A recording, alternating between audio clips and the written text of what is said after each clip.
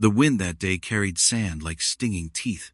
It howled across the dry gulch behind Colson's general store, rattling old boards and lifting the smell of dust and sweat into the harsh, high sun. Behind the store, the deal was already half done, though no one called it a deal outright. Her name was Lona Mae Callahan, 17 by the law of the church, maybe 19 by the hard lines at her eyes, and the way she braced her shoulders when her father barked. She stood barefoot in the grit, her toes white and curled as if to root herself down and vanish under the dirt. Her hair was wild with wind, a dark snarl that half hid the purple bruise on her jaw. Her father's voice cut over the wind, thick with whiskey, harsh with debt. "Best I got left," he said, slapping the battered Winchester rifle into the buyer's open hands like he was passing a fresh catch at market. "Take the girl, too, for what you're paying." The buyer didn't flinch. He was not the sort to smile or spit. He wore a battered cavalry coat, no rank left on the sleeves but a ghost of brass buttons catching sun. His name was Silas Boone, though folks called him Boone like they called coyotes by the sound they made at dusk. Distant, sharp, half-feared. Boone looked at Lona Mae as if she were the rifle, heavy, misused, maybe worth saving if the barrel still shot true. She didn't meet his eyes. Her chin dipped toward the dust, lashes trembling like caught moth wings. Behind them, a horse whickered soft, a big roan gelding tied to the water trough, tail flicking at the swirl of flies. The only witness beside the sun and the wind and the hush of the watching storekeep's wife peeking through a cracked door. Boone didn't speak much. He unbuckled a small purse of coins, pressed it into Colson's shaking palm. The father weighed the purse, spat, and stumbled off toward the saloon without a backward glance. Lona Mae didn't watch him go. She'd learned long ago to stop hoping he'd look back. Boone turned to her then, not gentle, not cruel, just real as the rifle in his left hand. He nodded once toward the roan. "Come on," he said, voice rough like a barn beam, splintered at the edges but strong enough to carry her name without saying it. "Ain't no reason to stand barefoot in piss and sand. Get up." She moved then, slow and numb. Her feet left blood in the grit, one heel cut on a sharp stone. She limped but didn't complain.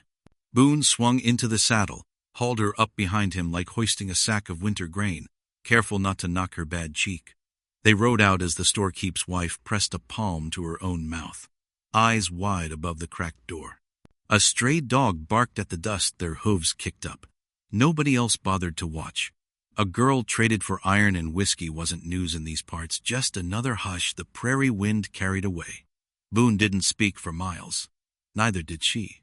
Her arms clutched at his coat, stiff at first, then softer when the wind turned cold as the sun dipped down. The rifle lay across his saddle horn, the same rifle her father sold her for. The same rifle Boone aimed to keep clean and loaded, though maybe for what, she couldn't yet tell. By nightfall, the wind fell quiet, and the hush between them grew heavier than words.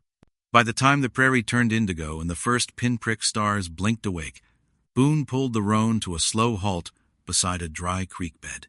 The horse shivered under its sweat-dried hide, ears flicking at the dark rustle of wind through brittle sage. Boone swung down, his boots crunching on gravel and bone-dry roots. Lona Mae slipped down after, legs trembling.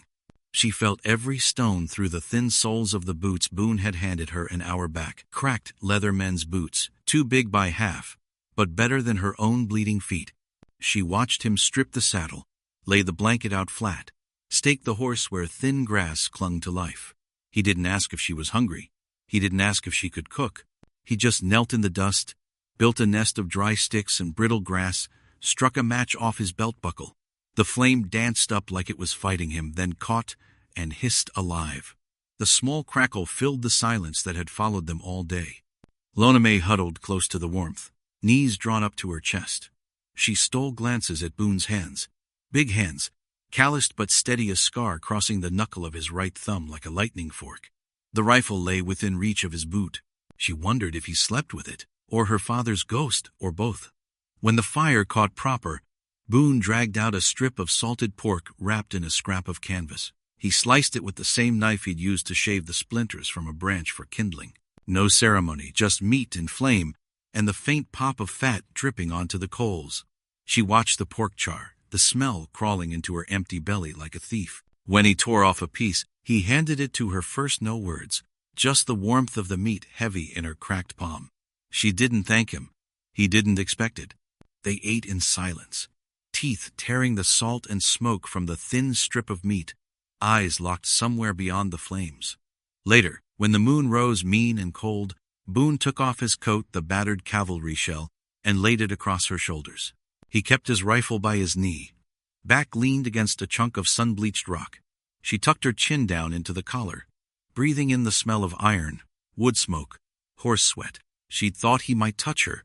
That's what a girl sold for a rifle was for. After all, her father had said as much with his drunk eyes, the same eyes that never softened. But Boone never moved closer. He just sat there, eyes half-lidded, scanning the dark for something only he knew how to see. Somewhere past the creek bed, a coyote yipped once, sharp as a blade on bone. The fire popped. Boone's head turned, slow, then settled. Lona May's eyes drifted shut against her will, the warmth of the coat, the hiss of the fire, the ache in her feet all pulling her under. Before sleep swallowed her, she whispered into the coat's wool collar, a small thing, a question shaped more like a prayer. Why me? He didn't answer right away. The wind did tugging at her hair, rattling the grass. Boone shifted his weight, the rifle stock brushing stone. When he did speak, it was a low rasp carried on the cold. Wrong question, girl. Better ask why him. She didn't understand. But the fire kept cracking, and the night pressed down gentle, and sleep took her before she could ask again. Dawn cracked cold and slow, turning the world from bruised black to the pale gray of old bones. Lona May woke stiff under the cavalry coat, her cheek pressed into the dirt where the warmth of the fire had died to ash. Her nose stung with wood smoke and the bitter edge of morning frost. Boone was already awake. He stood by the creek bed, boots sunk in soft mud, the rifle slung across his back. In his hands he held something small, a scrap of rough plank, half burned around the edges. She pushed herself up on numb elbows, the coat sliding from her shoulders like a shed skin. He didn't look at her at first, just studied that plank like it might whisper a secret if he stared long enough. When he did turn, the sun caught the scar that curved from his left ear to the edge of his jaw, a pale old wound, badly stitched once by rough hands or none at all. What's that? Her voice rasped from sleep and smoke. He tossed the plank into the dying coals. It landed with a soft puff, blackened letters branding the air for a heartbeat before the fire took them. She caught just enough to read, Callahan's property, a sign her father had nailed over their shed when she was 12. A joke, he'd said.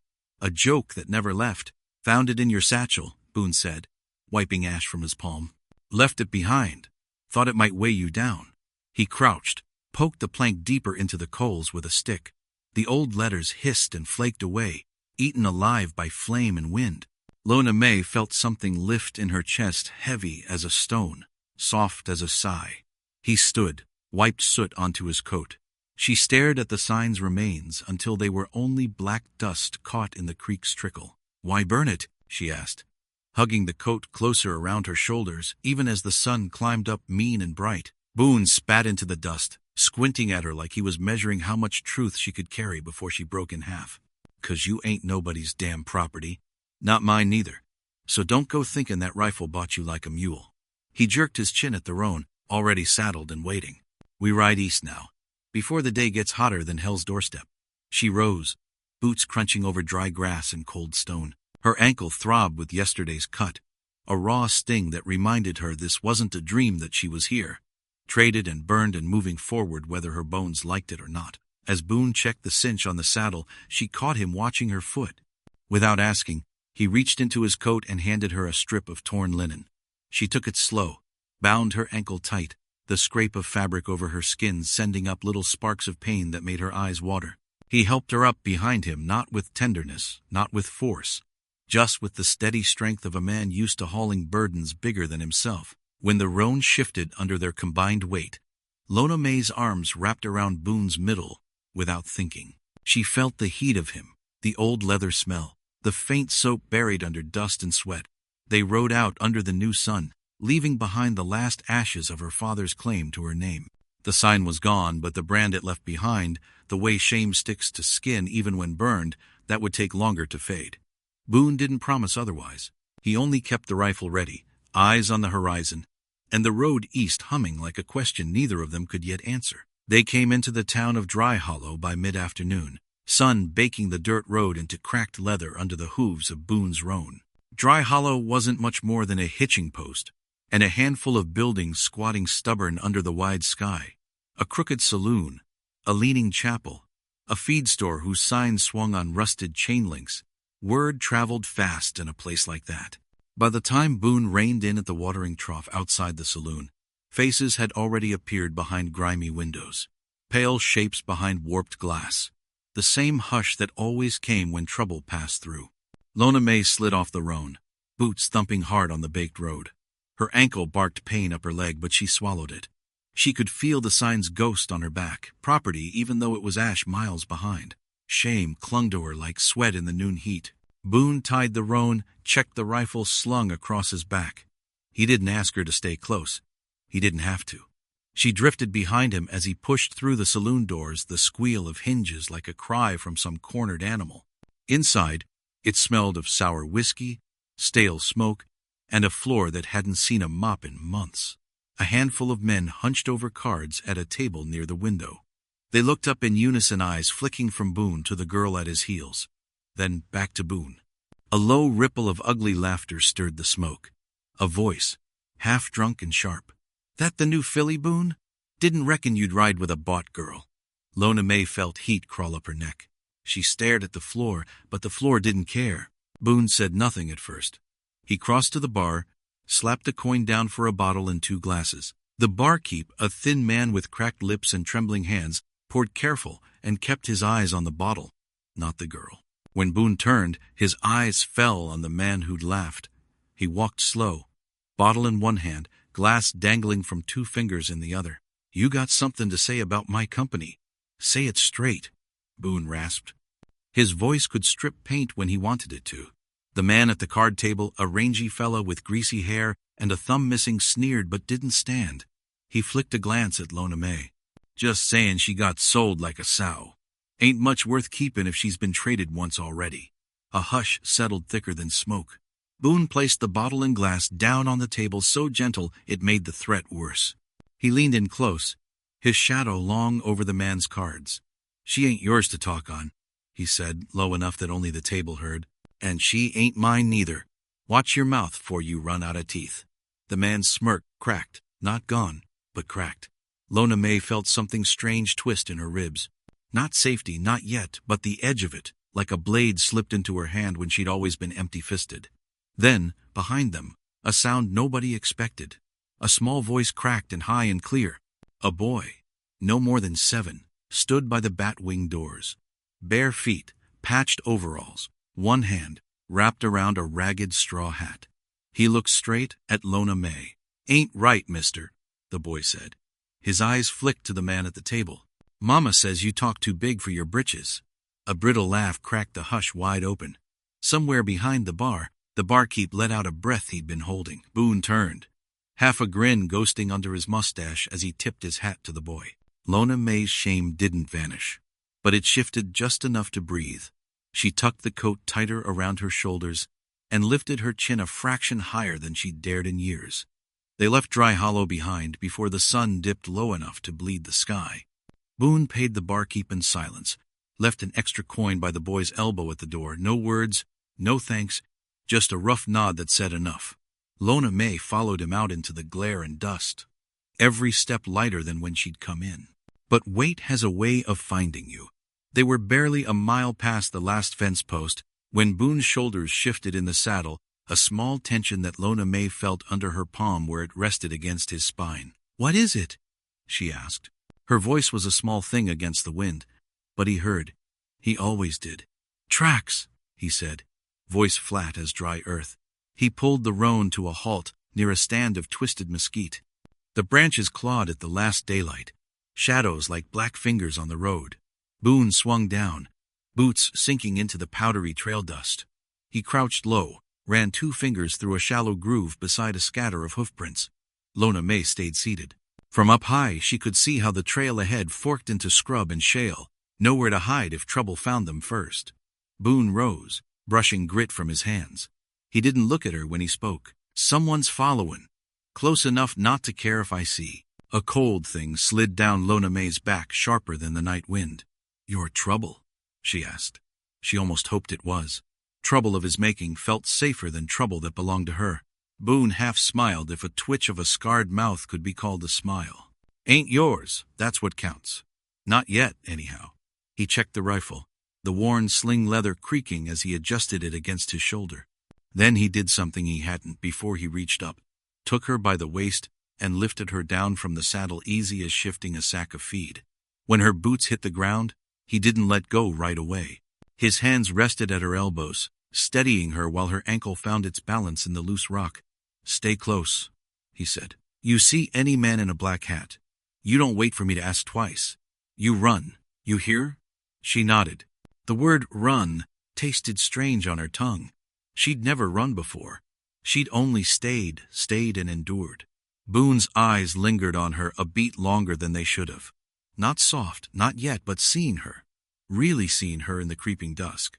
Then he let her go, checked the cinch on the roan, and nudged the horse off the trail into the mesquite's cover. They camped deeper off the path that night, under a crooked cottonwood, whose roots clutched a trickle of water no wider than Boone's boot. The fire he built was smaller than the last, just enough flame to warm their hands, but not enough to throw shadows too far. Over the crackle of green wood, Lona May asked the question that had been gnawing at her since Dry Hollow. Why do they follow you?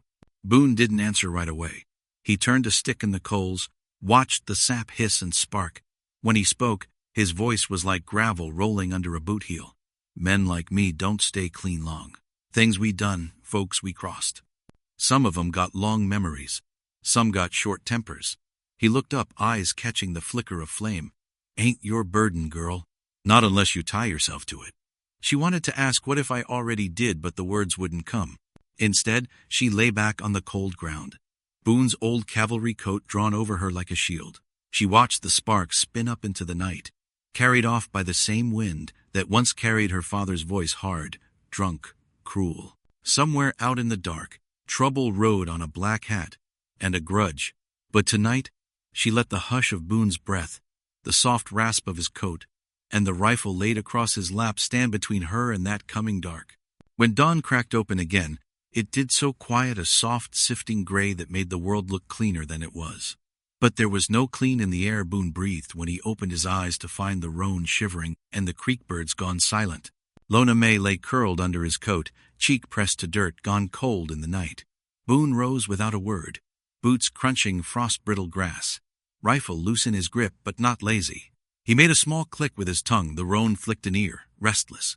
Trouble was close. Boone could feel it in his bones, same as rain in old wounds. He crouched beside Lona May, hand on her shoulder. She startled awake, eyes wide and wild until she saw it was only him. He pressed a finger to her lips, not rough, not kind, just necessary. Stay low, he breathed. He pointed to the mesquite behind the cottonwood's broad roots. Get there, don't move till I say. She scrambled back, the coat dragging like a small animal in her grip.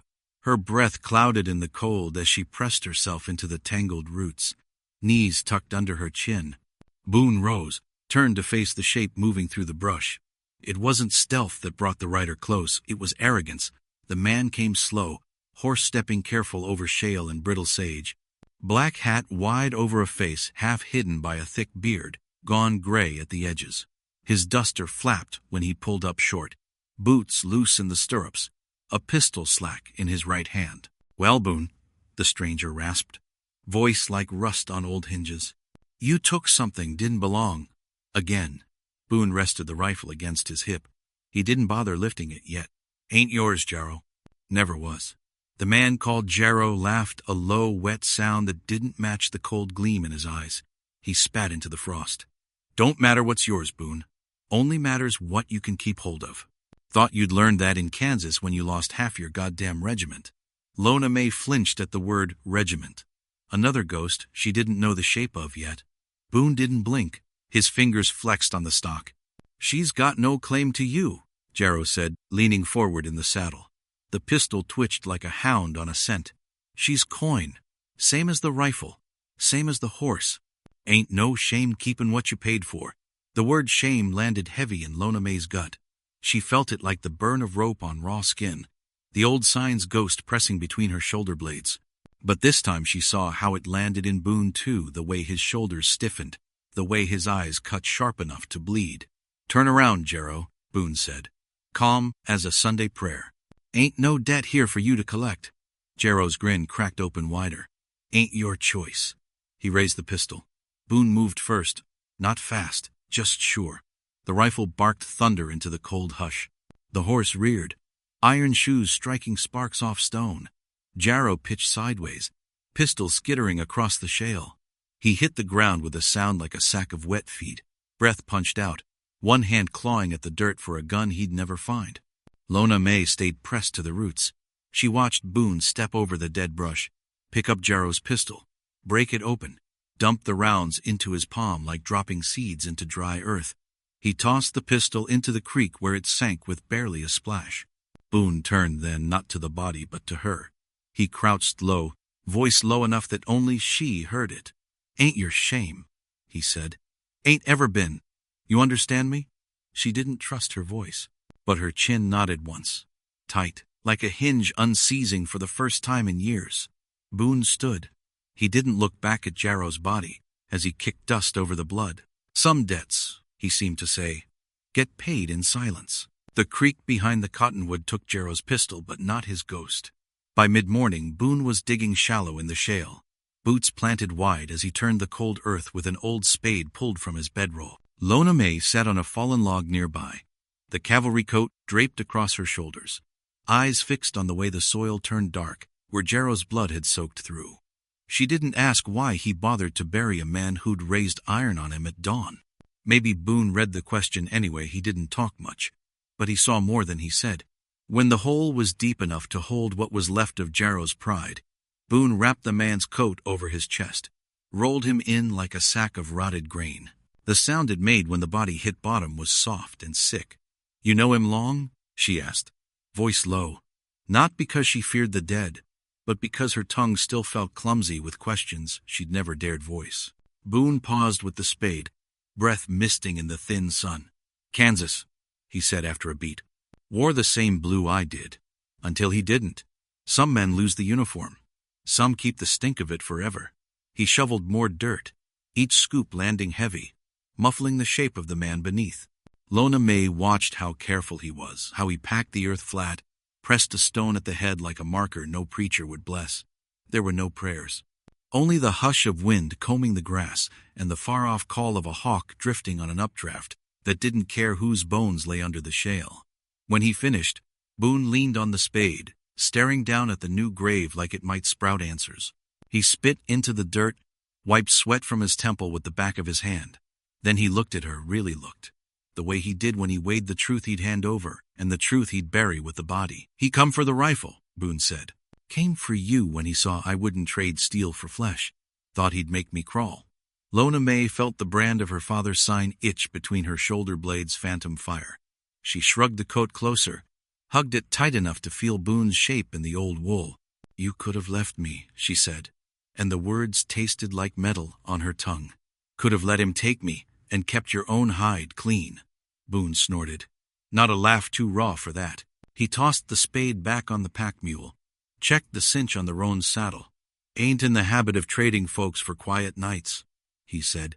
"And you ain't cargo. You're breathing. You're here. That's enough." He crossed to her, knelt. So they were eye to eye, hers rimmed red from wind and the salt of old grief she couldn't name. Boone tugged a leather cord from his coat pocket, a rough twist of rawhide he'd used once to tie his gear.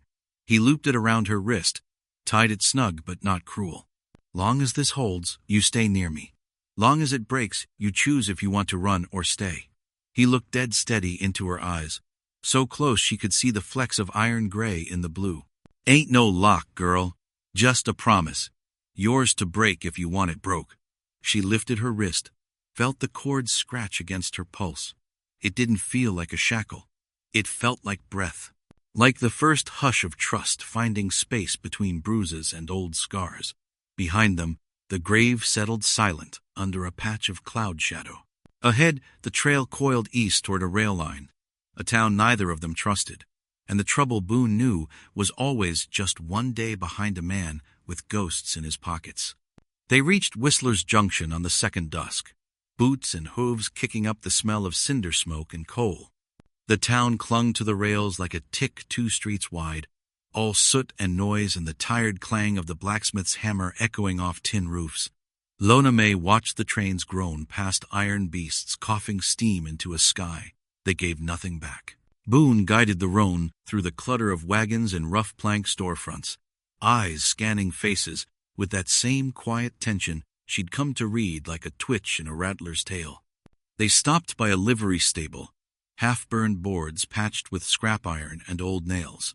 "Stay put," Boone said, voice low, hand brushing the rawhide cord on her wrist like he was reminding her it was there. "I need to see a man about feed and rumor. Be back before the lamps get lit." She nodded, though her throat clenched tight. He didn't wait for argument. He tipped his hat, shoulder brushed hers as he passed, and was gone into the smoke-thick crowd before she could shape the fear in her belly into words. She stood by the roan, one hand buried in its coarse mane. The town moved around her, boots thudding on cinders, laughter too loud from the saloon porch, a hawker's shout about fresh whiskey and stale bread. They looked at her, the men, the same way Jarrow had, the same way her father had when he told her to hush and pour his drinks. Eyes that weighed her bones like coin. A gangly stable boy came from the shadows, maybe 12, hair wild under a battered cap. He reached for the roan's reins without a word. She jerked them back. Sharp enough, the rawhide cord tugged at her wrist. The boy froze, eyes wide under the brim. "Don't," she rasped, voice stronger than she meant. It startled her too. The boy stepped back, palms raised like a stray dog showing its belly. Then came the voice that soured her gut, slithering soft from the livery's door. A man, older than Boone but smoother, all polished boots and a bowler hat perched too neat on slick hair. His coat hung fancy over a gut gone soft on stolen coin and cheap bourbon. "Well now? What's this prize doing alone on my street?" he said, smile split wide enough to show yellow teeth. His eyes slid down her shape like oil. "Boone leave you here to rust in the dust? Poor form, girl. Come inside. Warm up. Get that dirt off you." She stepped back, rope burn itching under the cord Boone tied the promise humming like blood under her skin. "No thank you, sir." Her voice didn't tremble this time. He clicked his tongue. Mock. Sad. "Your choice, but choices get lonely out here. Boone's got a price, same as your old man did. Always a price for something pretty. Sure you want to stand in the mud when there's a bed waitin'." Behind the man, the stable boy hovered, eyes darting between them like a bird looking for a place to hide. Lona May's breath caught old fear coiled tight, but she felt the cord, rough on her wrist, Boone's voice inside her skull. "Yours to break if you want it broke." She didn't break it. She raised her chin instead, spit grit and fear into the space between them. "I'm not for sale. Not tonight. Not again." The stable boy barked a nervous laugh, cracked like an old fence rail, the first sound of defiance bouncing off tin walls and lamp poles. The fancy man's grin faltered, just a hairline crack, but it was enough. Lona May felt it, the hush splitting. Somewhere down the street, Boone's boots hit the cinders like thunder rolling home. Boone's boots hit the cinder street, just as the fancy man's grin slid off his face like mud in a flood. Boone's shadow fell long across the livery wall, swallowing the stable boy and the coal smoke behind him. He didn't shout.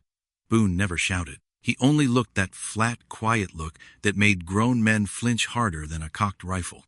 "Get your eyes off her, Parsons," Boone said, calm as a cold blade. His hand rested near the butt of his rifle but didn't twitch. Didn't need to. Parsons, she guessed that was the name sewn crooked into his hatband, spread his palms, grin souring into a sneer. "Just keepin' your stray from catchin' cold, Boone. Ain't no harm in lookin'."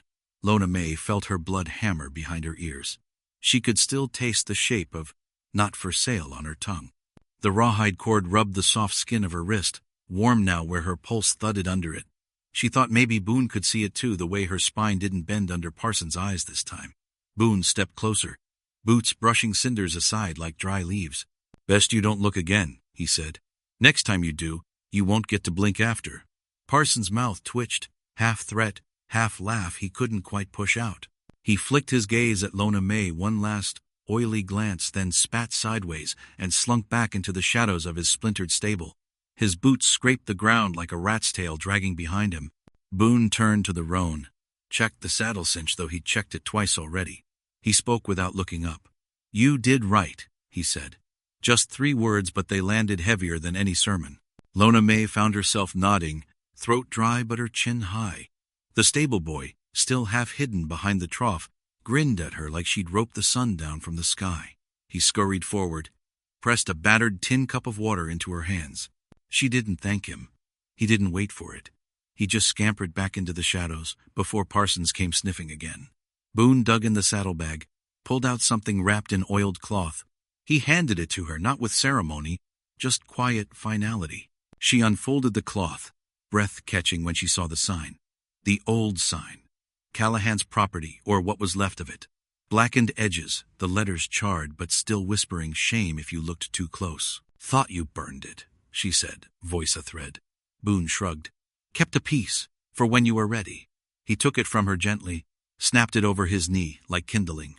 The crack echoed off the iron rails behind the stable. He dropped the splintered scraps into the livery's low forge, where they caught quick, hissed, curled, and turned to flakes that rose up in the cinder smoke. She watched the last shape of that word property crumble into the dark above the rails. The cord on her wrist felt different now, not a tether, but a promise stitched in her own skin. She flexed her hand. Boone saw it, nodded once. No smile, but the corners of his eyes softened just enough that she believed he meant it when he spoke next. "Rails'll take us east come dawn," he said. "Far enough, nobody remembers your father's spit or my ghosts, if you want that." She didn't answer right away. She turned her face to the low fire in the forge, letting the glow wash the grit from her cheeks. She wasn't sure where the east would spit them out. She only knew that when the last letter turned to ash, she didn't feel owned anymore. She felt loud inside, even if her mouth stayed quiet. Beside her, Boone leaned against the roan, rifle resting easy across his arm. The train's whistle wailed somewhere down the line, carrying steam and iron and the promise of tracks that led anywhere but back. They boarded the eastbound freight just after dawn. The platform smelled of coal, dust, and old rain that hadn't fallen in weeks, like the ghost of weather clinging to splintered planks and rusted rails. Boone paid the brakeman with quiet silver and a nod that carried more weight than words ever could. Lona May stepped up behind him, the rawhide cord still snug around her wrist, though Boone hadn't touched it since Whistler's Junction. She could have cut it the night before the forge had burned hot enough, the knife sharp enough, but she hadn't. Instead, she tied the loose end tighter herself, a knot small and plain as her heartbeat. Inside the boxcar, the air smelled of hay and the iron tang of old freight. They found a corner away from the draft that knifed through the slats. Boone leaned his rifle against the wall, coat draped over both their shoulders when the wind howled through. For a long stretch they just sat the wheels, hammering a song on the tracks below, steady as a pulse. Lona May traced her finger along the scar on Boone's jaw, the rough seam that caught at her touch like a burr snagged in wool. "Who gave you that?" she asked, voice small but not afraid. "Not anymore." He grunted, half a chuckle buried under old gravel. "Man who thought he owned Kansas same way your father thought he owned you. Both wrong. Both bleed same red." She let her finger rest there a moment, felt the heat under his skin. A promise that a scar can heal and still stay honest. Boone didn't flinch. He only turned his head so her hand caught his stubble, rough as fence wire, warm as a hearth she'd never known. Outside the slats, the prairie rolled by flat land, dry grass, far-off rivers like silver veins stitched into the dust.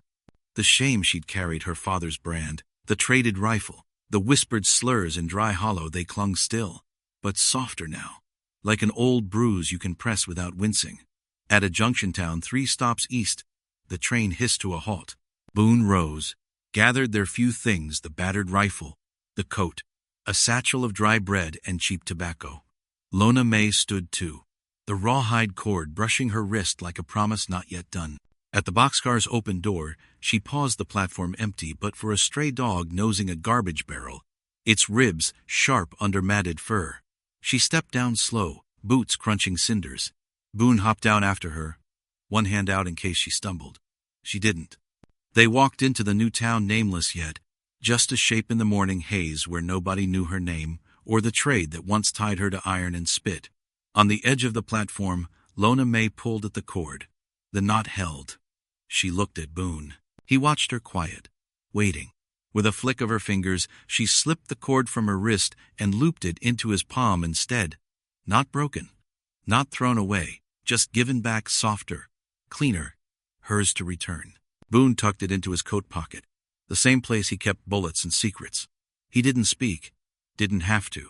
They stepped off the platform together, boots sinking into dirt that smelled of new rain waiting to fall. Behind them, the train let out a long sigh of steam, a ghost of their leaving, whispering that a girl once sold for a rifle could carry her own name like iron now. In the hush that settled around them, Lona May brushed her fingertips over the faint mark the cord left on her skin, a line of red that would fade slow, honest and earned. Not a brand, a scar. Some scars whisper shame. Others remind you what you walked through to stand here now, bone, wind, blood, and all the hush you refuse to keep inside your mouth. The rails stretched on behind them, tracks to anywhere. Boone shouldered the rifle, his shadow long in the first clean light. Lona May matched her steps to his dust, rising soft around their boots. Somewhere down the line, folks would sit by firelight and tell of the girl traded for a rifle who walked away queen of her own damn breath. Maybe they'd wonder if she was real, if the man beside her was protector or ghost.